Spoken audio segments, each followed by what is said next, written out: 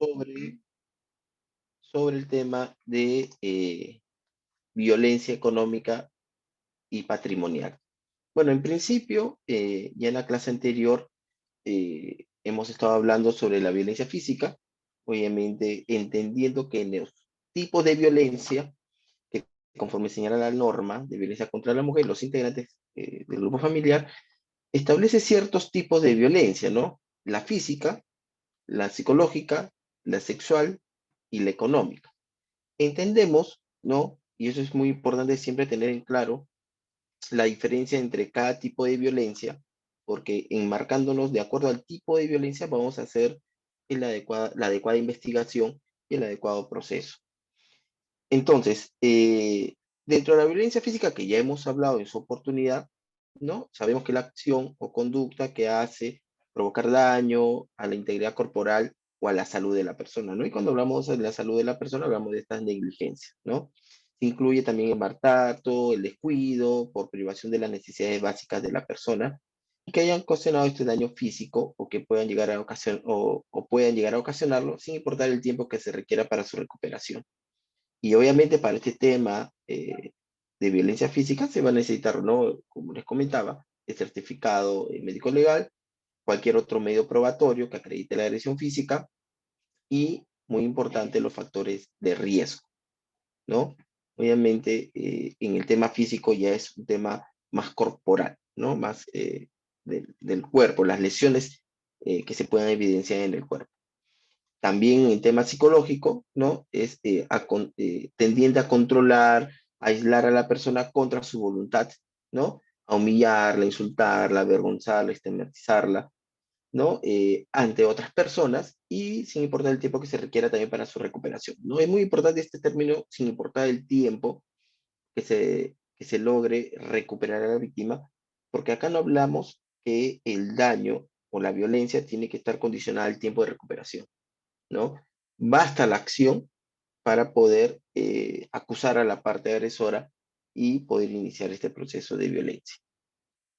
Obviamente, en el tema psicológico, un poco más complejo, más difícil acreditarlo, pero se va a tener el informe de pericia psicológica y esto va a estar sustentado con relación a los factores de riesgo, ¿no? Entonces, mientras que en una violencia física voy a tener un certificado médico legal, en una violencia psicológica voy a tener como prueba para acreditarle el informe o la pericia psicológica, ¿no? Obviamente, lo que se va a buscar ahí es el daño psíquico o psicológico, ¿no? Esta afectación psicológica que pueda tener la, la víctima, ¿no? Estos casos de violencia, todavía quedándonos en el ámbito psicológico, es el impacto, el delito de impacto, ¿no? Es que sea durante un periodo relativamente breve, periodos evaluativos y de afrontación desde la víctima y se produce una vez cesado el evento negativo, ¿no? Es decir, el impacto que va a tener la víctima en estos hechos de violencia psicológica van a ser evidentes porque van a cambiar, ¿no? El comportamiento que va a desarrollar durante su vida, ¿no? Estos comportamientos que van a ser evidentes al momento que se exprese, al momento que desarrolle algún tipo de actividad, ¿no? Obviamente depende también mucho del tipo de la personalidad, de las estrategias de afrontamiento y autorrecuperación, ¿no? A través de la madurez, experiencias personales, cultura, capacidad de resiliencia, ¿no? Y obviamente en estos casos de violencia psicológica, la pericia va a aportar elementos técnicos científicos, ¿no? Y obviamente que va a poder dar mayor conocimiento al juez para que pueda dilucidar respecto a la controversia. Es decir, se va a sumar la base científica y técnica, la base fáctica y la explicación de la conexión que existe entre ambos, ¿no? Ahora, en estos casos, el perito no puede determinar si el procesado es o no responsable y tampoco es suficiente para acreditar la responsabilidad, ¿no? Porque obviamente en estas pericias lo que se va a determinar es el daño, ¿no? En el tema psicológico. Y en el tema sexual, ¿no? Como también se los comenté en la clase anterior, son aquellas acciones de naturaleza sexual que se cometen contra la persona sin su consentimiento o bajo coacción o amenaza, ¿no? Incluye actos que no involucran la penetración, el contacto físico alguno, asimismo se considera como tales la exposición de material pornográfico, ¿no? Y que vulneran el derecho de las personas a decidir voluntariamente el acceso carnal, ¿no? O acerca de su vida sexual, ¿no? O reproductiva, a través de amenaza o coerción, ¿no? Obviamente el bien jurídico, en estos casos, contra la libertad sexual, es la libertad sexual, ¿no? La indemnidad sexual. Entonces, cuando se vulnera este bien jurídico, se produce la violencia sexual, ¿no? El sujeto activo, ¿no? Obviamente es el que obliga, ¿no? A esta persona a tener acceso carnal, ¿no? Es decir, existe un sujeto activo, un sujeto pasivo y existe el injusto, ¿no? El delito doloso, la intención de querer dañar. Y obviamente, para poder ejercer violencia sexual, va a generarse una violencia física o psicológica, ¿no? Que va a agravar o va a amenazar, ¿no? Eh, la vida cotidiana de esta persona, dañándola a través de una coacción o cualquier otro medio, ¿no? Para que, obviamente, esta persona pueda acceder a tener acceso carnal sin su libre consentimiento, ¿no? Entonces, tenemos claro estos tipos de violencia física, psicológica y sexual. Y la que nos toca el día de hoy es justamente la violencia económica y patrimonial. Es uno de los tipos de violencia que, si bien cierto dentro de las estadísticas no son muy frecuentes, ¿no? Pero que en la actualidad se viene dando, porque mayormente, de acuerdo a las estadísticas, está la violencia física, sobre ella, en primer lugar, está el tema de la violencia sexual, mayormente en menores de edad, ¿no? Y está la violencia psicológica y seguidamente la violencia económica o patrimonial. Entonces, la violencia económica o patrimonial viene a ser la acción o la omisión, ¿no? Que ocasiona el menoscabo en los recursos económicos y patrimonial, ¿no? Es la acción o la omisión. Es decir, hago o dejo de hacer, ¿no? Omito, ¿no? Un menoscabo, o sea, un agravio en los recursos económicos o patrimoniales, ¿no? De las mujeres en su condición de tal o contra los integrantes del grupo familiar, ¿no? Eso dice la norma. Acción u omisión que ocasiona un menoscabo en los recursos patrimoniales o económicos de las mujeres en su condición de tal o contra los integrantes del grupo familiar. En el marco, y esto es muy importante, en el marco de la relación de poder, responsabilidad o confianza. O sea, acá hay tres puntos claves: poder, responsabilidad o confianza, ¿no? Y obviamente esto lo ejerce la parte de eso, ¿no? O sea, el que tiene poder sobre la víctima, el que tiene responsabilidad sobre la víctima y el que ha generado confianza sobre la víctima.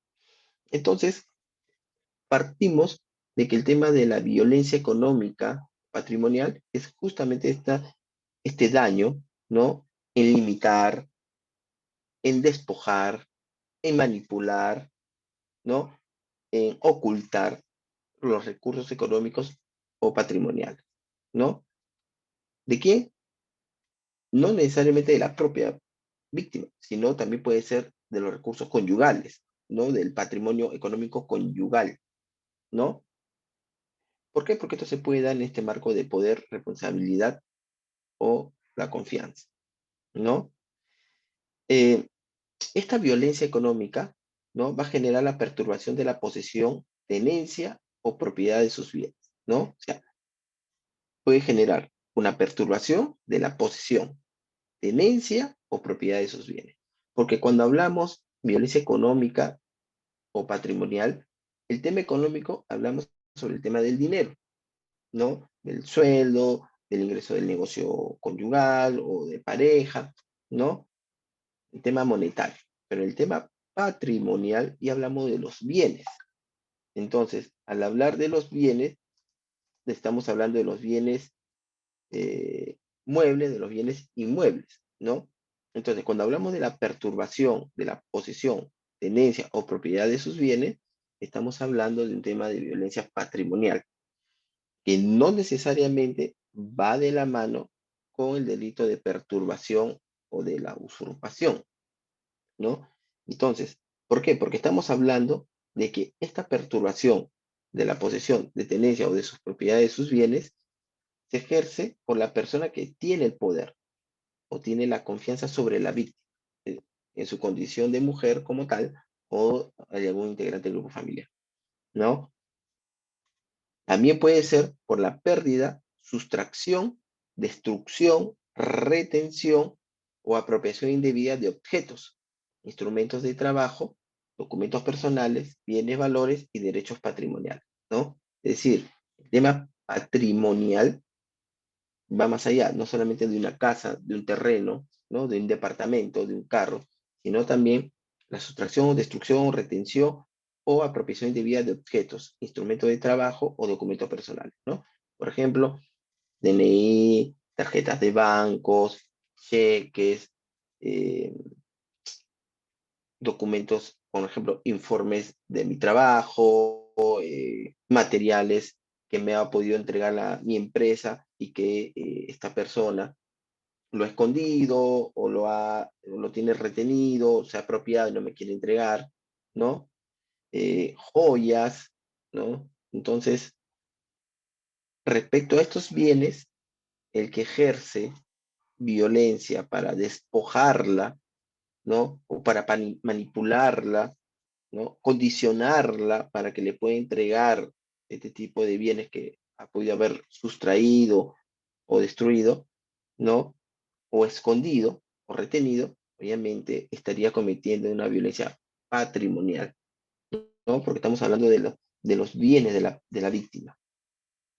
También se puede expresar en la limitación de los recursos económicos destinados a satisfacer las necesidades o privación de los medios indispensables para vivir una vida digna, así como la evasión del cumplimiento de las obligaciones alimentarias. Y esto es muy importante, ¿no? Este punto sí es importante analizar, porque acá hablamos de justamente esta limitación de recursos, ¿no?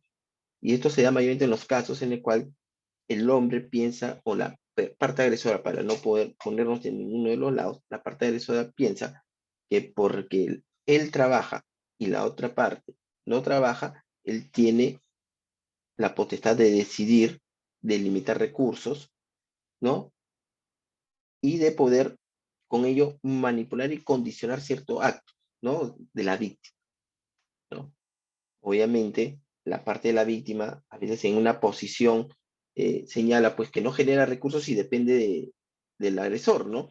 Y que él, sabiendo de esa dependencia, pues la manipula. Por ejemplo, ¿no? Eh, Le da, supongamos, 100 soles para la alimentación de la semana y a pesar de que le da un recurso muy limitado para satisfacer las necesidades básicas, le pide rendición de cuenta, ¿no?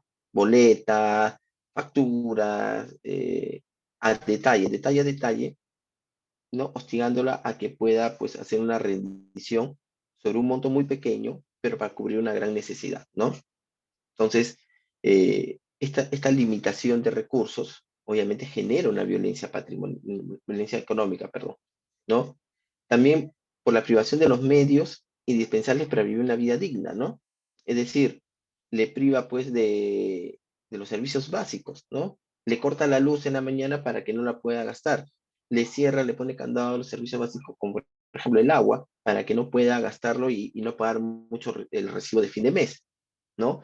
Entonces eso hace que no tenga una vida digna, hace de que no se compre ropa y esté reutilizando y reutilizando ropa, ¿no? Haciendo de que tenga pues una apariencia de persona pues de que no tiene los recursos necesarios, cuando sí los puede tener, ¿no? Y que esta persona los limita, los restringe, ¿no?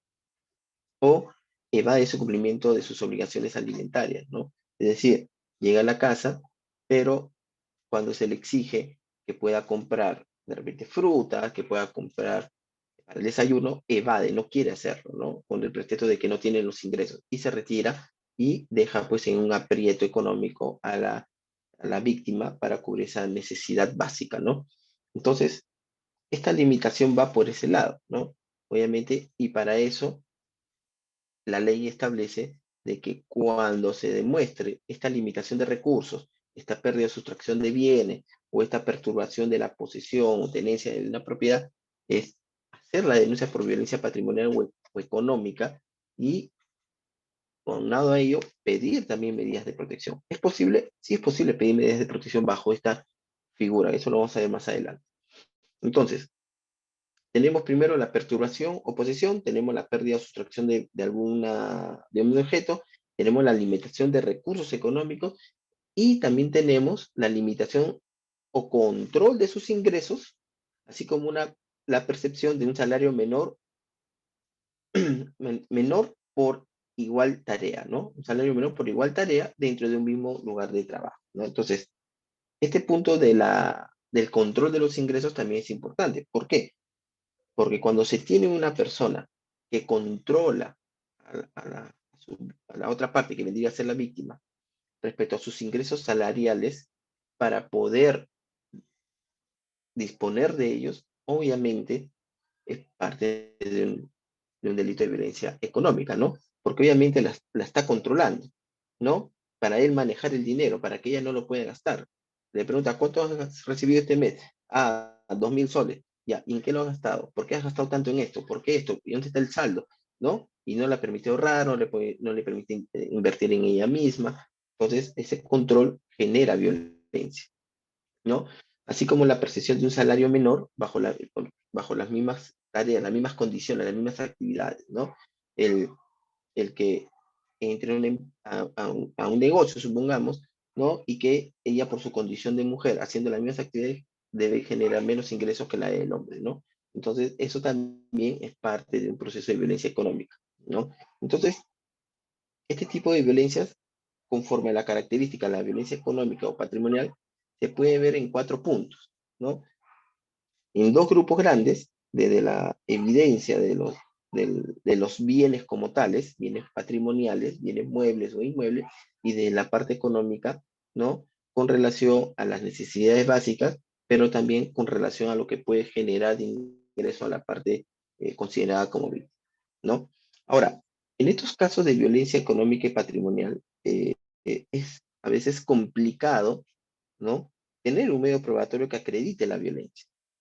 Entonces, para ello es muy importante que se vaya generando las evidencias, como por ejemplo, mensajes de WhatsApp, mensajes de texto, grabaciones, eh, que a veces los agresores, ¿no?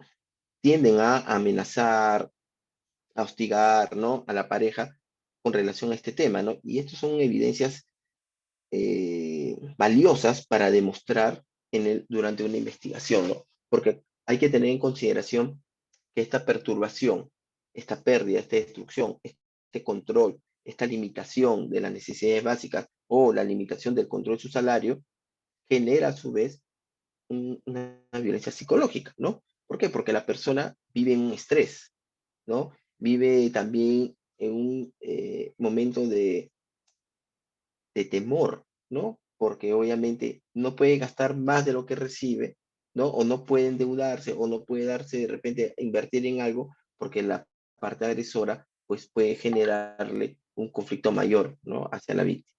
Entonces, es muy importante tener en cuenta estos detalles para el momento de establecer la denuncia ante la entidad correspondiente, ¿no? A través de el relato de los hechos, de cómo se produce esta violencia patrimonial o económica, pueda tener mayores insumos durante la investigación.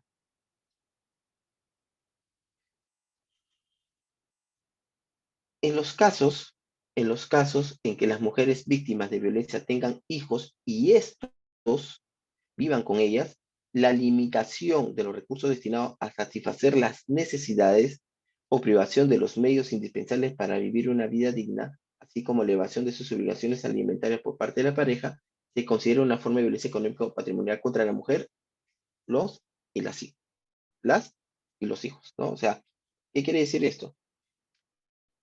Que obviamente la situación se va a complejizar cuando la víctima de esta violencia económica y patrimonial también tenga un hijo o hijos, ¿no? Porque obviamente al restringirle las necesidades para una vida digna, indirectamente también se le va a restringir las necesidades de sus hijos. Y obviamente la denuncia de violencia se va a emplear contra la madre, ¿no? Y a favor de la madre y a favor de los hijos, ¿no? Ahora, y eso va a permitir que se pueden activar estas medidas de protección y medidas cautelares, ¿no? Dentro de este proceso o dentro de este punto de violentar para restringir las necesidades básicas para tener una vida digna, también se comprende no solamente el tema alimentario, sino también el tema educativo, el tema de salud, ¿no? Padres que dejan de pagar el colegio, padres que no pagan un seguro, ¿no? O no, o restringen el derecho a que vayan a un centro de salud, ¿no? Entonces, toda esa suma de vulneración de derechos congregan la violencia económica o patrimonial. ¿Ok? Ahora, ¿se puede aplicar dentro de este grupo las medidas de protección y medidas cautelares dentro de violencia económica? Sí, sí se puede aplicar, ¿no? Porque estamos viendo de que cuando se vulnera un derecho, ¿no? Y está dentro del campo del campo de violencia contra la mujer, en el subcapítulo de violencia económica o patrimonial, el juez puede dictar medidas de protección. ¿Medidas de protección con qué finalidad? Con la finalidad de poder paralizar la continuidad de la violencia, ¿no? Acuérdense que las medidas de protección tienen esa finalidad, poner un pare, ¿no? Un stop para que no continúe la violencia, ¿no? Mientras duren las investigaciones. Entonces, estas medidas de protección van a ser aplicables a efecto de que, por ejemplo, el agresor evite seguir obstaculizando, destruyendo, ocultando, limitando, ¿no? Perturbando la parte económica o patrimonial de la víctima. Entonces, ¿qué puede solicitar o qué puede ordenar el juez dentro de las medidas cautelares o medidas de protección dentro de la violencia económica? El retiro del agresor, el domicilio en que se encuentra la víctima, así como la prohibición de regresar al mismo. ¿Ok?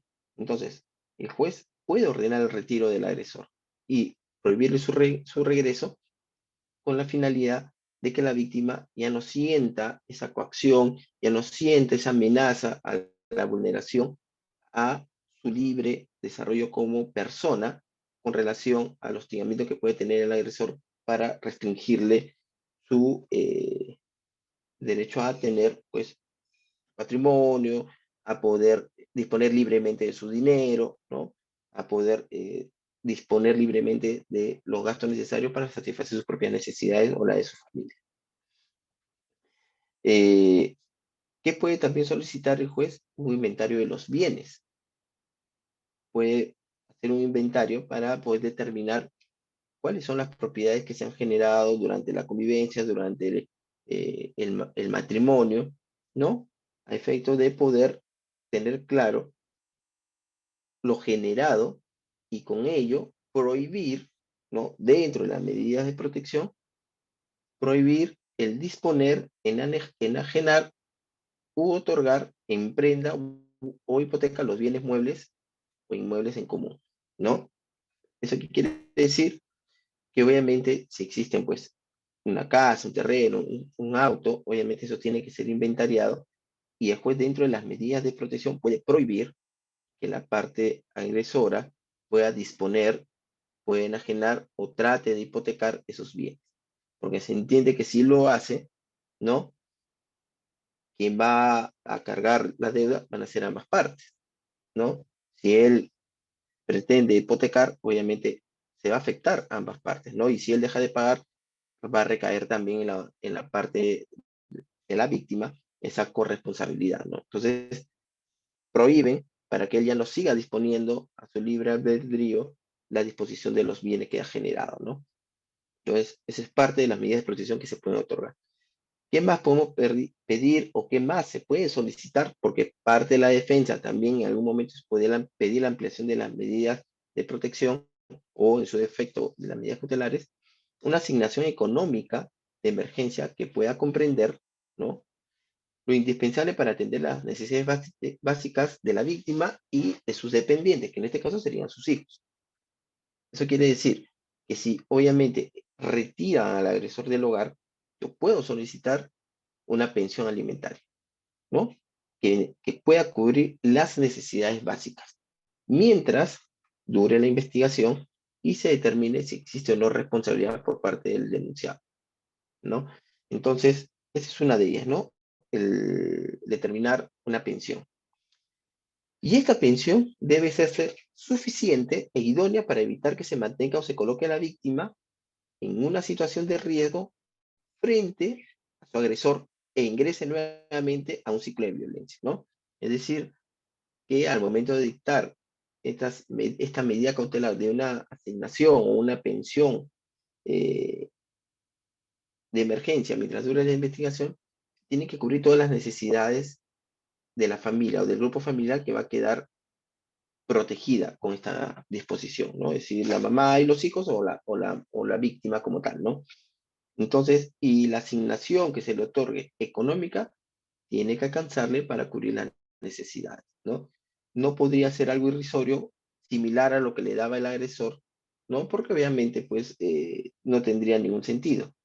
Y obviamente lo que se busca es que la víctima ya no tenga contacto con el agresor, ¿no? Que se sienta satisfecha sus necesidades y así pueda estar tranquila hasta que se decida o se determine la responsabilidad.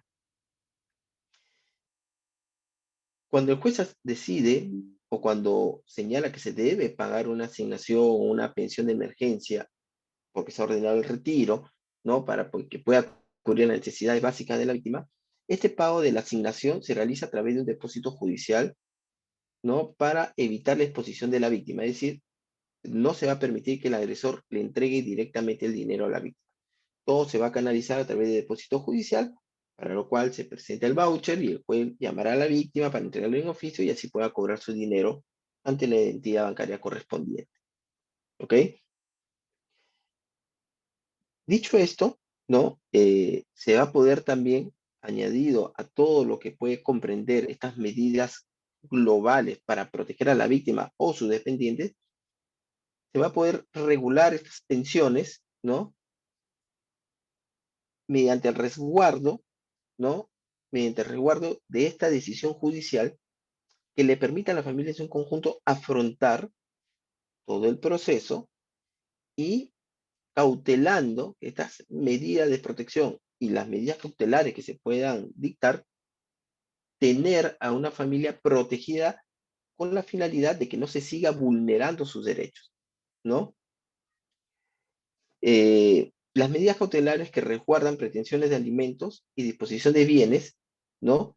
Van a poder lograr que la víctima, ¿no? O la presunta víctima, hasta que se determine, no sé, la responsabilidad, pueda gozar de su libre ejercicio de derecho a tener una vida digna, ¿no?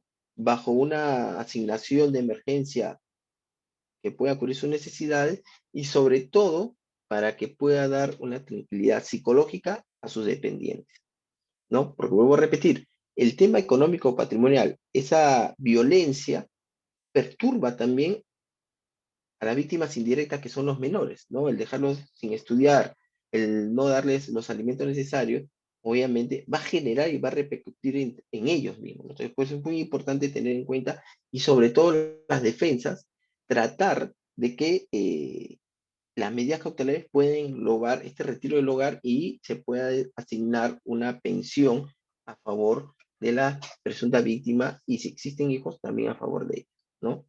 Y se pueda lograr sobre todo estos inventarios de bienes porque a veces se deja de lado y la parte agresora saca provecho de este descuido y los alquila, los hipoteca y obviamente le genera todo un problema a la otra parte, ¿no?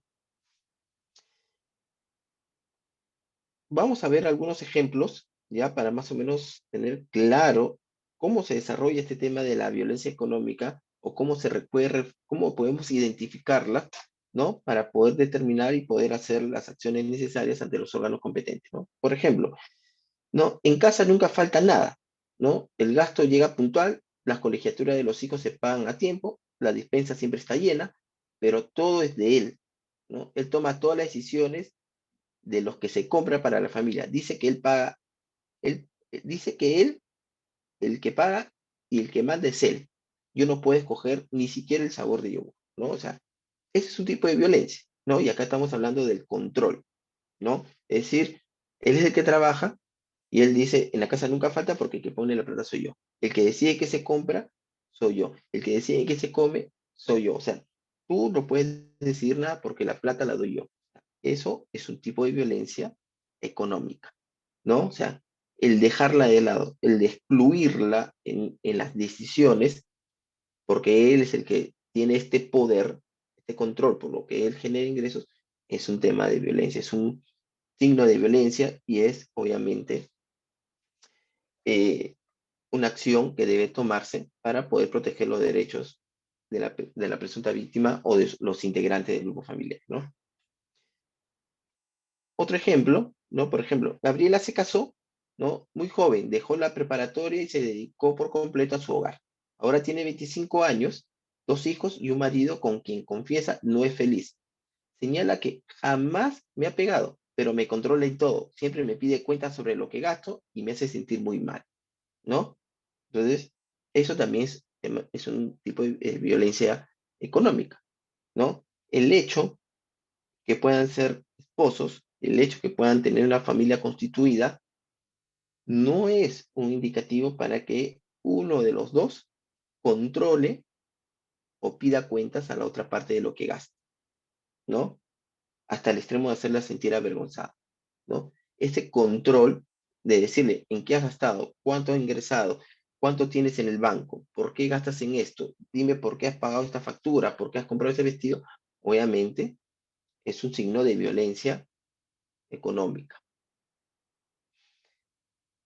El agresor no permite que la mujer tenga un trabajo fuera de casa y por tanto hace que dependa económicamente de él. El agresor obliga a su pareja a dejar de trabajar, precisamente una característica que se observa en este tipo de violencia. Es decir, no te dejo trabajar, ¿no? Fuera de la casa. Tú tienes que estar dentro de la casa cumpliendo las obligaciones, ¿no? O te solicita que dejes de trabajar. ¿Y por qué pasa esto? Porque hay una característica mayor en estos tipos de violencia al momento de impedir que la otra parte pueda trabajar o deje su trabajo, es que el agresor quiere controlar todo, quiere controlar el escenario, no quiere que la otra parte, o sea, la pareja, tenga las mismas condiciones que él, ¿no? Siempre tiene que el agresor tener un punto más, es decir, estar sobre encima. Acuérdense que en la anterior lámina le decía uno arriba y uno abajo, él siempre quiere estar arriba para manipular, es decir, yo soy el que trabajo, yo soy el que proveo, pero tú eres menos, porque tú no trabajas, tú no puedes salir de la casa. Entonces, ese control, esa coerción que él tiene, obviamente se genera una violencia patrimonial o una violencia económica, ¿no? Eh, el agresor suele establecer un mecanismo de bloqueo económico, haciendo que la víctima no tenga los recursos económicos necesarios como para poder abandonar la relación, ¿no? Y este es otro punto también que se ve mucho en los casos, ¿no? Hay muchas personas que dicen, bueno, a mí me pega, a mí me golpea, pero yo no lo puedo dejar, porque ¿quién le va a dar de comer a mis hijos? ¿Quién me va a dar de comer a mí? ¿Quién va a pagar las cuentas? ¿No? Y esa mentalidad de la víctima se ha generado, ¿por qué? Porque la otra parte ha generado ese control sobre ella. ¿No? Tú vas a depender de mí. Y si tú no trabajas, no generas ingresos, no vas a poder dejarme, ¿no? ¿A dónde te vas a ir? ¿Con quién te vas a ir? ¿Quién va a mantenerte a tus hijos? Entonces, esas expresiones, ese control genera violencia psicológica, porque obviamente genera un estrés en la víctima, pero también económica. ¿Por qué? Porque le restringe que pueda generar sus propios recursos, ¿no? El agresor no permite que la víctima estudie o tome algún curso de capacitación, no le permite desarrollarse profesionalmente. Esa es una violencia patrimonial también. ¿Por qué? Porque obviamente el agresor lo que siempre va a prohibir es que la otra parte pueda superarse, pueda ser una profesional destacada para que pueda generar mayores recursos o pueda ser una profesional exitosa. O sea, le restringe, ¿no? Tú no puedes estudiar, tú te tienes que quedar en casa, ¿no? Tú tienes que solamente cocinar, dedicarte a los niños, a limpiar, déjamelo eso a mí. Entonces, ese tipo de actos hace que también esta persona se convierta en víctima de violencia patrimonial. Otro, el agresor se niega a cumplir económicamente con los gastos del hogar. El agresor se niega a pagar su parte de los gastos básicos de la casa, como la luz, el agua, el teléfono, internet, ¿no? Cable, gas. Y los mismos terminan recayendo sobre la víctima, ¿no? Y eso también pasa, ¿no? Cuando la víctima puede tener un tipo de ingreso y el agresor también lo tiene, pero el agresor ¿qué hace?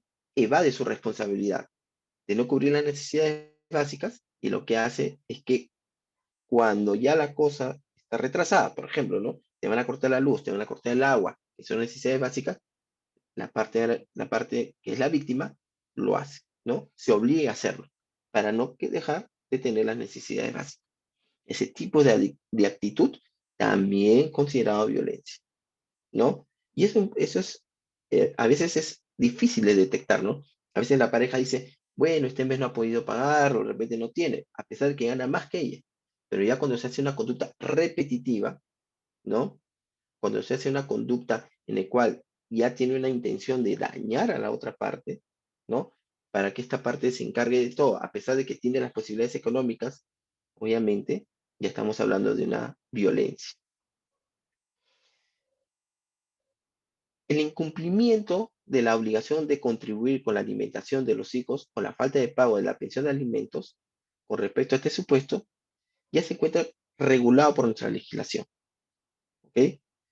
Es decir, el incumplimiento podríamos tomarlo como obviamente un tipo de violencia económica. ¿Por qué? Porque si bien es cierto, existe una obligación del padre de dar una pensión, y si éste se niega a cumplirlo, obviamente ya está atentando contra sus hijos o contra la madre de sus hijos, ¿no? En caso ella también eh, sea beneficiada de una pensión de parte del esposo, ¿no? Entonces,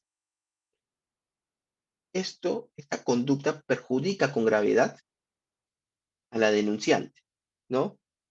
Ya que con ese dinero de proveer a sus hijos de las necesidades que ellos requieren, ¿no?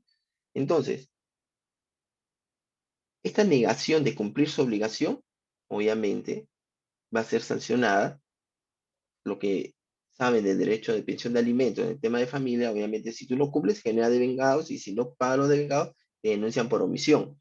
Pero también podríamos ver de que existe una violencia económica, ya que él está negando su obligación. Para eso tendría que determinarse la intención que tiene el denunciado de no querer pasar económicamente, ¿no? A diferencia de aquellas personas que, bueno, perdieron el trabajo, no tuvieron un accidente y por estos hechos no pueden cumplir con la pensión, obviamente se puede justificar, ¿no? Pero si se detecta que existe la intención de no cumplir con la obligación, podríamos hablar también de una violencia. El no aportar el dinero intencionalmente para atender las necesidades de los hijos menores o mayores que están estudiando pueden configurar una violencia económica, ¿ok? Si se detecta, ¿no? Que hay la intención de no atender las necesidades de los menores, es decir, pagar una pensión y tiene la intención de perjudicarlos, no otorgándolo, genera una denuncia de violencia económica. Por ejemplo, ¿no? En la casa nunca falta nada, dicen, ¿no? El gasto llega puntual, todo, pero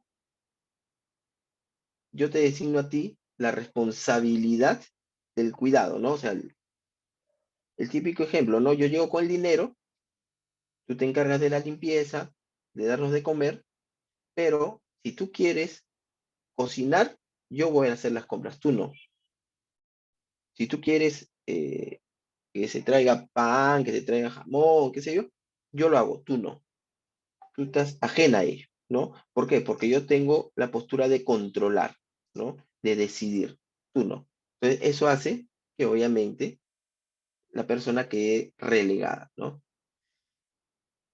Ahora, este punto de que la víctima como parte, como tal, dentro del escenario, no sea partícipe en los gastos, no sea partícipe en las decisiones, limita sus derechos de desarrollar una vida plena, una vida pacífica, que a su vez va a generar, ¿no?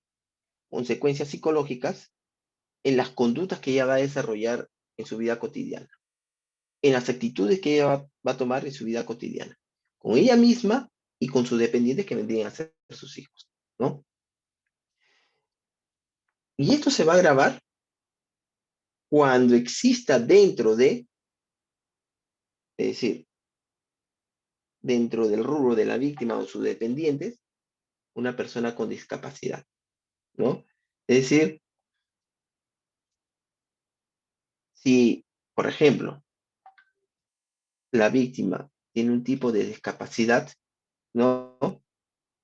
Y necesita de una atención, necesita de que se le provea de las necesidades y esta persona lo limita, obviamente vamos a hablar de un agravante, porque hay una condición especial que es la víctima, ¿no? La condición especial que pueda tener o de sus hijos, ¿no? Que puedan tener algún tipo de discapacidad, ¿no?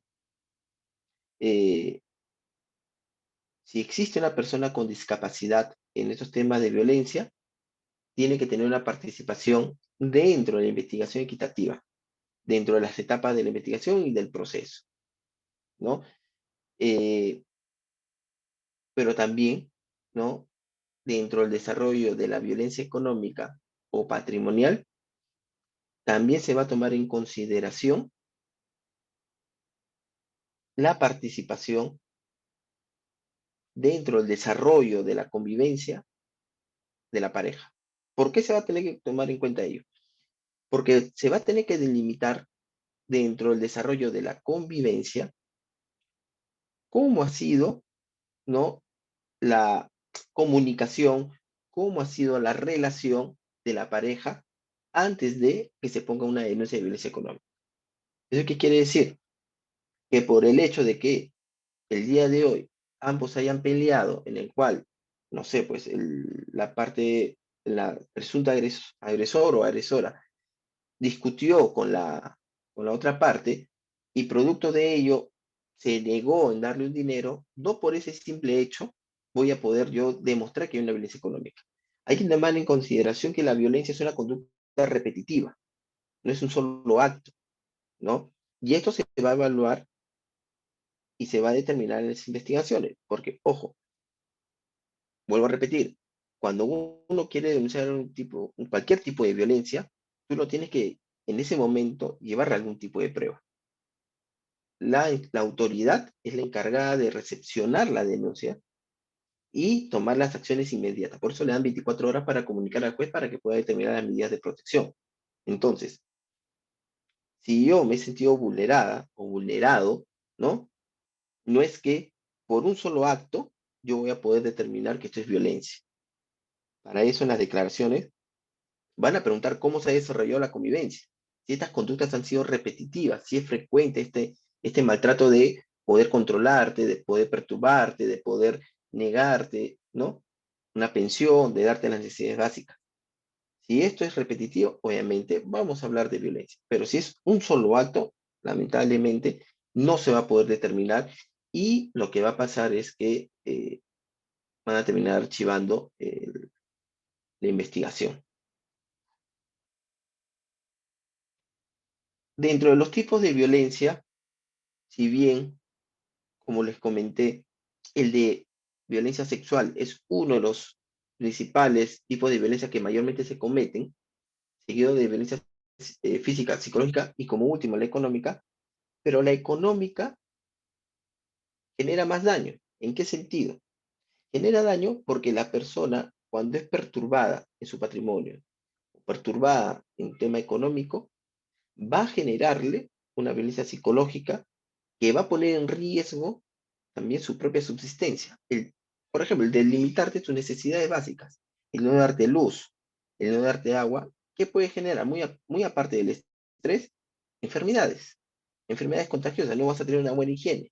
El no darte una buena alimentación, ¿qué te puede generar? Una desnutrición. Si tienes hijos menores, una desnutrición. ¿Y eso qué va a contraer o qué va a acarrear? A que tus hijos no puedan tener una adecuada concentración en el colegio, ¿no? Entonces, esta violencia económica, pues, va a generar daño, pero es muy importante que la víctima sepa detectarlo.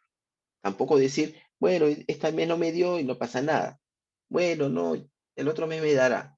Bueno, se le olvidó de pagar. Bueno, eso son conductas que se va a tener que evaluar, ¿no? Una vez, si se le olvidó una vez, bueno, pues ¿no?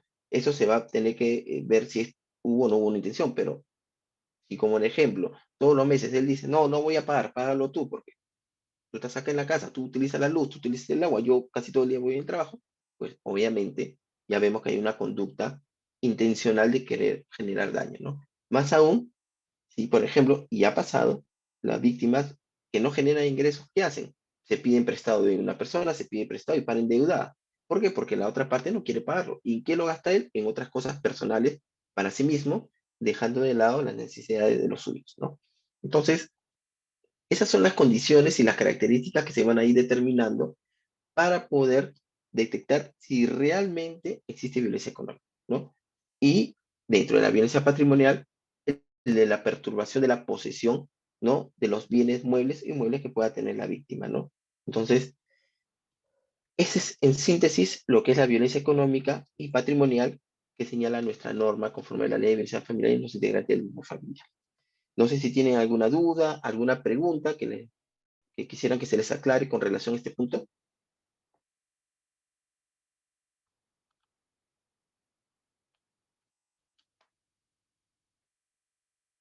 Bueno, doctor, doctor, ¿cómo está?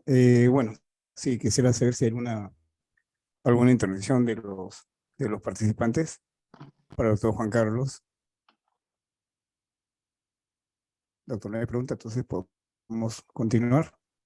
Sí, bien, también Gracias. dentro de este tema, sí, bien, dentro también de este punto de los tipos de violencia, eh, hay que tener en cuenta, ya entrando a la parte más jurídica, esta igualdad entre los tribunales y el derecho a un juicio imparcial, ¿no? Eso es muy importante, este punto es muy importante, la igualdad, ¿no? Es decir, la accesibilidad, ¿no? Y esto parte porque a veces hay un gran desconocimiento, o sea, el denunciar un tema de violencia económica o patrimonial, bueno, de repente va a ser más sencillo el tema de la perturbación, ¿no? De la posesión, ¿no? Pero un tema de restricción del tema de la pensión, el tema de que me controle, el tema de mi salario, pues a veces por la falta de capacitación y especialización en estos temas, a veces son renuentes el de aceptar este tipo de denuncias y te restringe tu derecho a la accesibilidad, de acceder, ¿no? A los órganos jurisdiccionales. También el derecho de acceder a la información. Eso es, también es algo muy básico, ¿no? Cuando hablamos de igualdad, es que, que tú puedas tener acceso a la información con relación al tema de tener conocimiento de cómo va tu investigación, de cómo va tu denuncia, ¿no? Porque este tema de la igualdad es clave para un adecuado desarrollo respecto a la investigación de este tipo de delitos, ¿no? Eh, es muy importante para tener acceso a los tribunales el derecho a conocer y defender sus derechos, ¿no? De las víctimas. Es muy importante tener claro cuáles son sus derechos, ¿no? Para poder defenderlos, ¿no? ¿Y esto cómo lo podemos hacer, ¿no? Empleando la tecnología, haciendo la prevención, que es fundamental, ¿no? Sobre todo a las personas donde todavía existe tipo de machismo, ¿no? Porque esta cultura del control económico, el control patrimonial, es una idea arraigada del machismo, ¿no? El hombre todopoderoso, el hombre pues que se cree el sabio, el hombre que de él tiene que depender todo y que la mujer no puede tomar ningún tipo de decisión, la mujer que debe ser sumisa y solamente se dedica a su casa. Entonces, hay que generar esa cultura de la prevención y, obviamente, en la prevención, enseñar a las partes, ¿no? Sobre todo a ambas partes, porque no es solamente decirle a las mujeres, oye, tú tienes derecho a esto, sino también al hombre decirle, oye, las mujeres también tienen derecho a esto. Ambos tienen que construir una relación de convivencia, ambos tienen que construir una relación que contribuya al desarrollo del hogar. Y esto es a través del compartimiento de roles, ¿no? El compartir, no el de obligar, no el de restringir, el compartir roles. Y es algo muy importante que en la sociedad se ha perdido, ¿no? Entonces, al tener igualdad de información para ejercer mis derechos y para poder defenderlo, voy a hacer que se borren las barreras físicas y estas barreras de comunicación, ¿no? Estas barreras que no me permiten acceder y estas barreras que me impiden tener una información adecuada para yo poder defenderme, ¿no? También es muy importante, ¿no? borrar los obstáculos, ¿no? Es decir, el no tener derecho a una legitimación procesal, ¿no? ¿A qué me refiero con esto? A que tú no puedas participar adecuadamente en un proceso para defenderte respecto al abuso patrimonial que has tenido o económico que has tenido, ¿no? Al que te nieguen las garantías procesales, a un debido proceso, ¿no? A la inaccesibilidad de poder tener una comunicación adecuada con los órganos o los operadores de justicia. Y esto parte desde la formación y la capacitación de los propios operadores, ¿no? Como les digo, el denunciar este tipo de violencia, sea económica sobre todo, es a veces rechazada por las propias autoridades, ¿no? Porque es complicado acreditar esta violencia. Más sencillo es la perturbación, ¿no? Porque ahí podemos generar un tipo de prueba, pero el de económico, el decir que me controlan mi sueldo, que en qué gasto, en qué compro, que por qué hago esto, por qué no lo compro, porque no debo ahorrar, obviamente, lo ven más como un problema de familia, de pareja, de comunicación, más que un tema de violencia, ¿no? Por eso es muy importante que el operador pueda definir, pueda detectar para poder plasmar en su denuncia y poder requerir los medios de protección idóneos que garanticen la protección adecuada de la víctima, ¿no? Eso es clave, ¿no? Si seguimos pensando que estos problemas económicos, ¿no? Es de pareja, es de familia y que esto se lo pueden solucionar ellos mismos, pues estamos cerrados, ¿no? Porque acuérdense que esta violencia económica va a generar violencia psicológica y esta violencia psicológica puede también derivar en una violencia física más adelante si no se hace una intervención adecuada, ¿ok? Entonces, es muy importante tener en cuenta ello para que se pueda tener un juicio imparcial, ¿no? Para que puedan tener acceso a la investigación, a la etapa procesal en igual condiciones, para que pueda tener igualdad entre las partes en el proceso y pueda haber una reparación justa y oportuna en caso de la violación de estos derechos, ¿ok? Eh, una persona que se le limita su derecho a poder administrar su propio dinero, es una persona que va a estar relegada y que va a hacer que este ciclo se repita con su dependiente, ¿no? Porque cuando la persona, la agresora, convive en este ambiente y tiene hijos, obviamente ese reflejo, ese ciclo repetitivo que van a hacer los hijos más adelante, ¿no? Entonces, y no vamos a poder romper este ciclo. Es muy importante esta intervención a través de la prevención, pero también con la recepción adecuada por parte de los operadores para que se pueda hacer prevalecer, ¿no? Los derechos de las víctimas en estos casos de violencia. Bien, no sé si algo más que quieran comentarme. Yo con esto termino mi participación.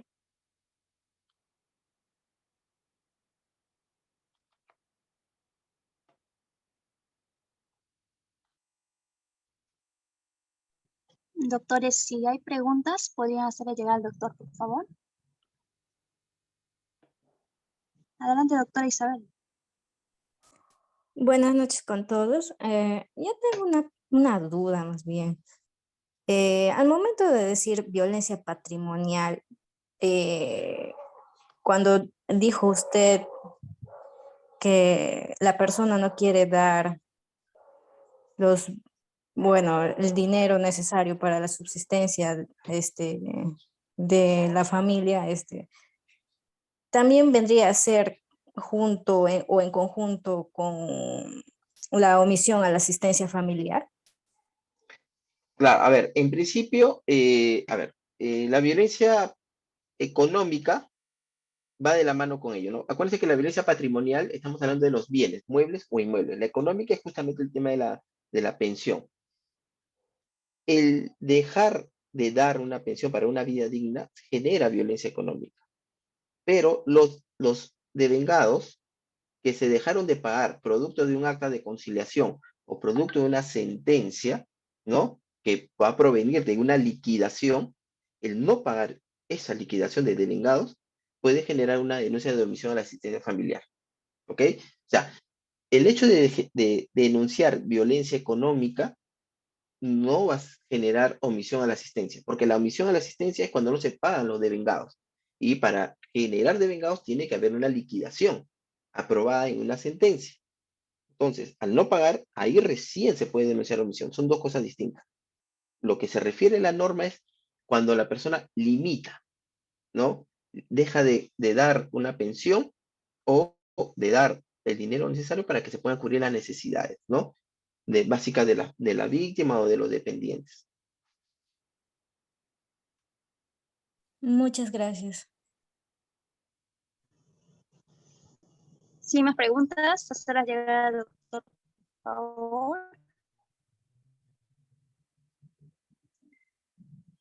No habiendo preguntas, doctor, vamos a dar por culminada la sesión de hoy y le agradecemos por su fructífera ponencia y buenas noches a todos. Bien, muchas gracias. Buenas noches con todos. Nos vemos en la próxima clase.